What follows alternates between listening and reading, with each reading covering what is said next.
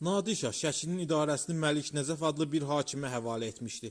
Məlik Nəzəf olduqca azgöz və zülmkar bir şəxsidir. O Nadir Şahın başının müharibəyə qarışmasından istifadə edir. Əhalinin üzərinə ağır vergilər qoyurdu. Bütün bunlar Şəki əhalisinin qəzəb və nifrətinə səbəb olur. Etiraz dalğası yaradırdı. Şəki cəmaatı onun zülmünə dözə bilməyib bu vaxt Dərbənddə olan Nadir Şaha şikayət edir. Nadir Şah da vəziyyəti düzəltmək, əhalinin etimadını qazanmaq üçün Şəki əyanlarına Məlik Nəzəfin fəaliyyətdən nəzarət edə biləcək bir səlahiyyətli şəxs seçib şahın hüzuruna göndərməyi təklif edir. Bu barədə Azərbaycan tarixçisi Kərim Ağa Fatih belə yazırdı. Şəhər əhalisi şahın əmrinə görə məşvərət edir. Hacı Çələbinin ata-babalarından böyüklüyü var və özü də iş bilən bir adamdır. Beləcə xalq onu vəkil seçib Nadir Şahın hüzuruna göndərir. Şah da fərman verir, Hacı Çələbini Şəki mahalına vəkil edir ki, Məlik Nəzəf onsuz rəiyyətə qulluq həvalə eləməsin. Hacı Çələbinin vəkil təyin edilməsi Şəki əhalisinin sevincinə səbəb olur. Bu azadlıq hərəkatının qazandığı ilk qələbə idi. Hacı Çələbi xalqın onun etimadından və dəstəyindən istifadə edərək Məlik Nəzəfin vəzifəsinə daxil olan bir çox məsələlərə açıq müdaxilə etməkdən çəkinmir. Vəziyyəti belə görən Məlik Nəzəf Nadir Şahın düşərgəsinə gəlir və Hacı Çələbidən şikayət edir.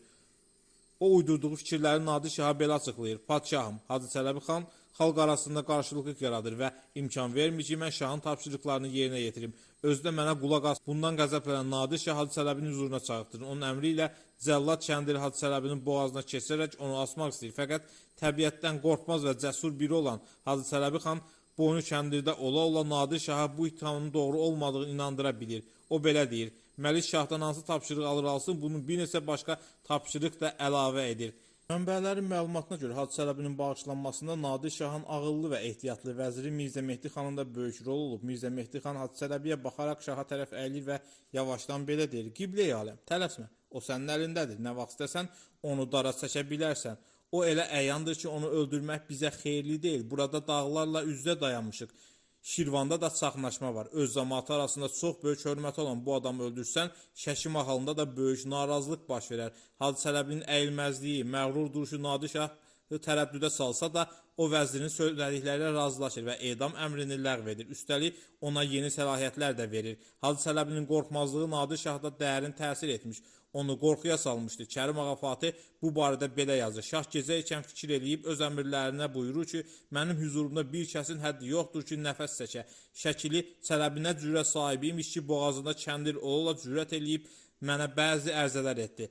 Heç sözündə də yanılmadı. Əlbəttə bunun bir xətası gələcək. Mən zənnimdə xəta ola bilməz. Nadir Şah zənni doğru çıxır. Şəkiyə qayıdan Hacı Çələbi Məlik Nəzəflə mübarizəni davam etdirir. O hakimiyyəti əl almaq üçün fürsət axtarır. Məlik Nəzəf də tək hakimiyyətliyə nail olmaq istəyirdi. Bu zaman Nadir Şahdan gələn məktub ona əl qol açmağa imkan verir. Nadir Şah adından yazılmış məktubda Vəzir Mirzə Mehdi xan imzalamışdı. Məktubdan aydın olurdu ki, yayın ortalarında Nadir Şah Dağıstana yürüyüş edəcək. Məlik Nəzəfə əmr olunur ki, düşərgəyə çoxlu ərzaq göndərsin. Bu məktub Nəzəf üçün sanki göydən düşmə olur. O Hacı Çələbi ilə məsləhətləşmədən şahın düşərgəyə çoxlu ərzaq gətirmək tələbini bəhanə edərək əlavə vergilər toplamaq göstərişi verir.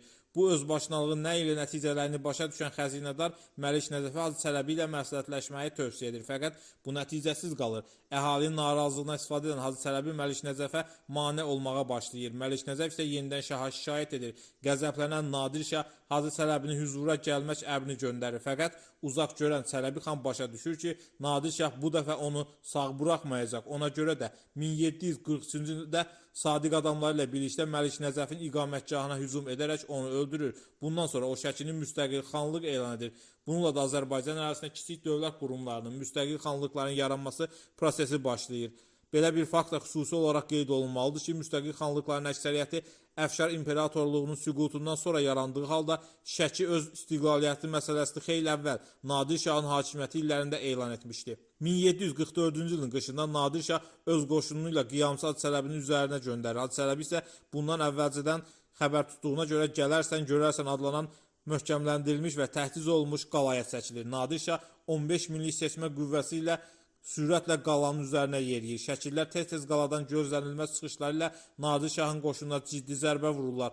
O mühasirə işini təşkil edə bilmir. Şəkillər rəqibin canlı itkiləri verməklə yanaşı onun hərbi sursat və silahlarını ərzaq ehtiyatını ələ keçirməyə müvəffəq olurlar. Vəziyyəti belə görən Nadir Şah ordusunu geri çəkir və Bərdədə iqamətgah qurur. Orada möhkəmləndikdən sonra 30 minlik qoşunla 1744-cü ilin sonunda Dərbəndə yola düşür.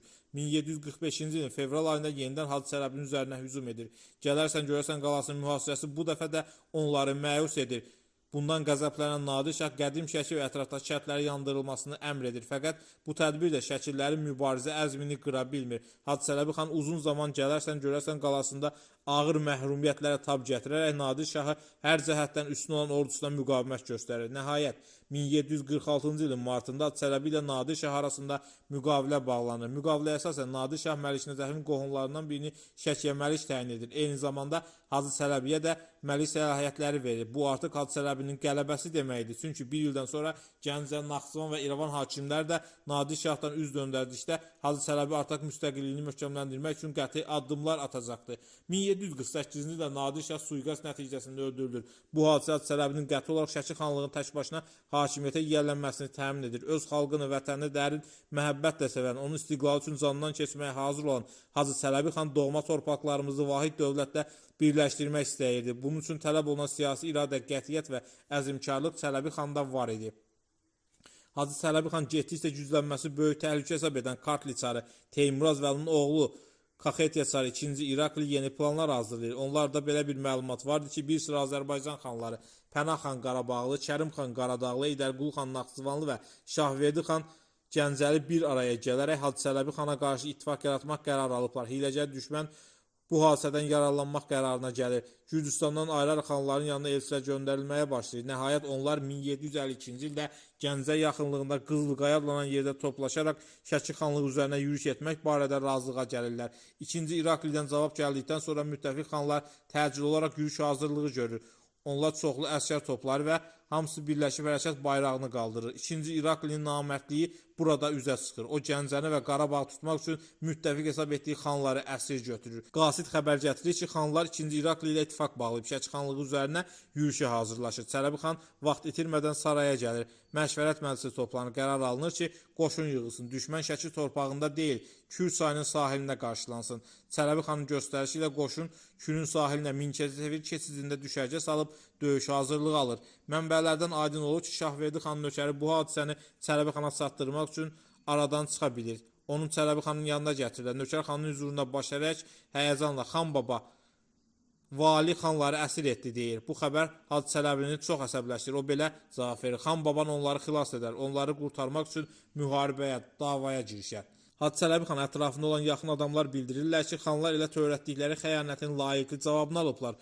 Onları xilas etmək lazım deyil. Fəqət öz soydaşlarının namərd Gürcü çar tərəfindən əsir götürülməsindən təəssürlənən Hacı Çələbi xan onlarla razılaşmır. Eyni zamanda Azərbaycan dövlətçiliyinə xas olan Məşvərət Məclisinin razılığı olmadan qərar qəbul etməyən Şəki xanı bu məsələdə müşavirə yolu həll etmək qərarına gəlir.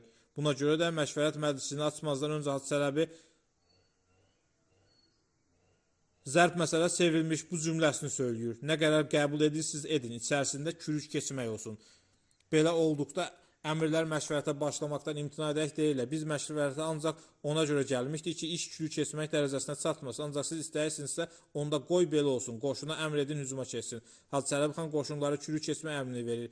Şeyx Nizaminin qəbri yaxınlığında baş verən bu şiddətli döyüş tarixnaməsinin öz əksini belə tapıb. Hacı Çələbi xan qoşunu götürüb gedir Şəmkir tərəfdən vali ilə dava edir. Vali çox pis basılıb, çox adam ölüb. Hacı Çələbi o 4 xanı da valinin əlindən alıb müxərrəs eləyib, onları öz ölkələrinə göndərib. Bu hadisə tariximizdə Qızılqaya xəyanəti adı ilə öz yerini alıb. Hacı Çələbi xan yaranmış bu fürsətdən başqa cür də faydalanıb Şəmkir, Tovuz, Qazaq igidlərini də qoşulduğu ordu ilə 2-ci İraklını təqib edərək tarixi Azərbaycan torpağı olan Borsalını da işğaldan azad edib. Hacı Çələbinin oğlu Ağaçı bəy buranın hakimi olub. Hacı Çələbi xan 1755-ci ildə dünyasını dəyişir. Onun ölümündən sonra yaratdığı Şəki xanlığı özünün varlığını bir müddətdə qoruyub saxlaya bilir.